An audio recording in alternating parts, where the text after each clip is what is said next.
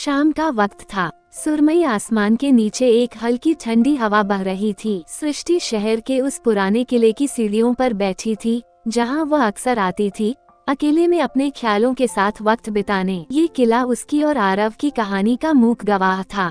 आरव और सृष्टि की पहली मुलाकात यहीं इसी किले में हुई थी। सृष्टि उस दिन अपनी पेंटिंग बनाने आई थी, जब अचानक आरव उसके पास आकर खड़ा हो गया। तुम इतनी खूबसूरती से कुदरत के रंगों को कैनवस पर उतार रही हो, जैसे दिल के जज्बातों को। क्या मैं तुम्हारे साथ बैठ सकता हूँ?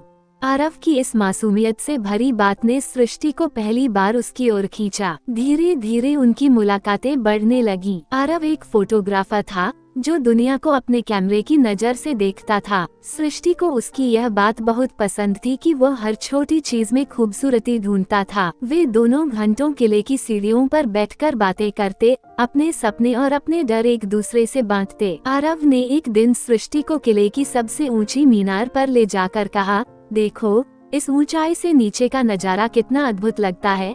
जैसे जिंदगी की तमाम मुश्किलों के बावजूद ये दुनिया खूबसूरत है, और जब तुम मेरे साथ होती हो तो यह और भी खूबसूरत हो जाती है। सृष्टि का दिल धड़क उठा।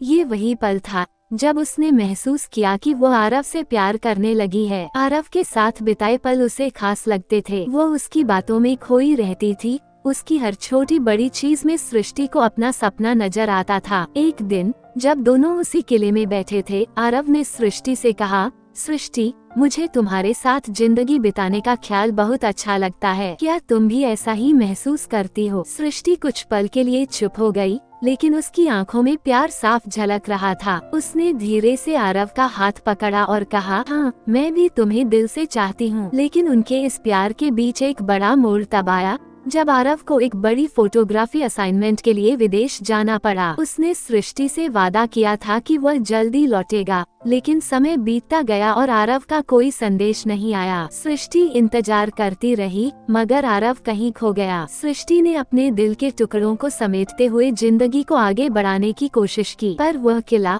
वह मीनार और आरव की बातें, ये सब उसकी यादों में जिंदा थे। एक दिन अचानक, सालों बाद, जब सृष्टि उसी किले की सीढ़ियों पर बैठी थी, तभी उसे पीछे से किसी ने आवाज दी, सृष्टि। वह पीछे मुड़ी और उसकी आंखों में विश्वास और अविश्वास के मिले जुले भाव थे। सामने आरव खड़ा था, वही मुस्कान, वही आंखों की चमक। तुम? सृष्टि ने कहा। आरव ने धीमे से कहा, मैं वापस आ गया हूँ, तुम्हारे पास, हमेशा के लिए। क्या अब भी मेरे दिल में वही जगह है तुम्हारे लिए? सृष्टि की आंखों में आंसू थे, लेकिन वो मुस्कुरा रही थी। उन्होंने एक दूसरे को गले लगा लिया।